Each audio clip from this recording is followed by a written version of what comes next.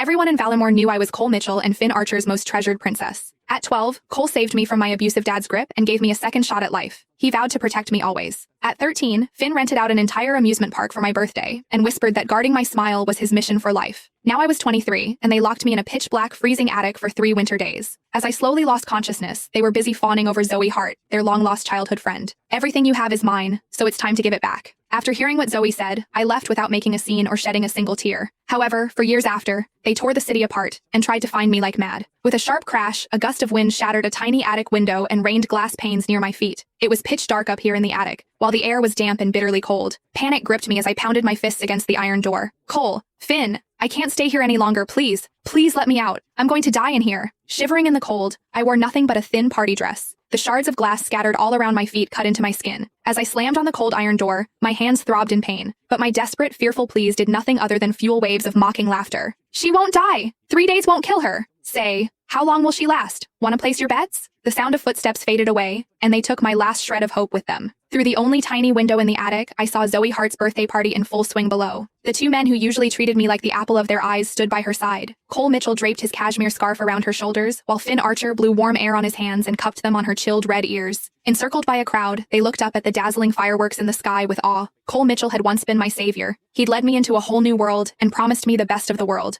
Finn Archer had been my warm sun. He couldn't bear to see me hurt and would do anything to keep me laughing. But now, my life meant nothing to them, as they turned a blind eye to me while I was locked in this freezing cage. Even as I teetered on the brink of despair, they only had eyes for her. All that affection that used to shower on me felt like a fleeting dream, now clearly bestowed upon Zoe. Someone sent a housekeeper to bang on the iron door just to make me scream, and they laughed harder the more I shrieked. When my voice went hoarse, they bolted the door tighter and sealed out the last sliver of light. I was just their toy to liven up the party, discarded the moment the game got old. As I slid to the floor, the cold seeped into my bones. I sat utterly still in the cold and pitch-black attic, feeling frost forming on my lashes as I struggled to curl in on myself. Slowly, I drowned in fear. As time ticked by, despair gave way to numbness until the darkness swallowed me whole. Time was a blur, and when my dulled senses gradually returned, the sharp sting of antiseptic filled my nose, and I heard the doctor say, "Ms. Fletcher's awake. Call Mr. Mitchell and Mr. Archer now. You were in a high fever and were unconscious for 10 days, Ms. Fletcher. You must feel very weak now, so don't try to talk just yet." My mind felt heavy and slow. It took a few moments to remember that I'd gone to Zoe's birthday party with Cole. I remembered her big, innocent eyes blinking up at everyone as she suggested a game of blindfolded archery.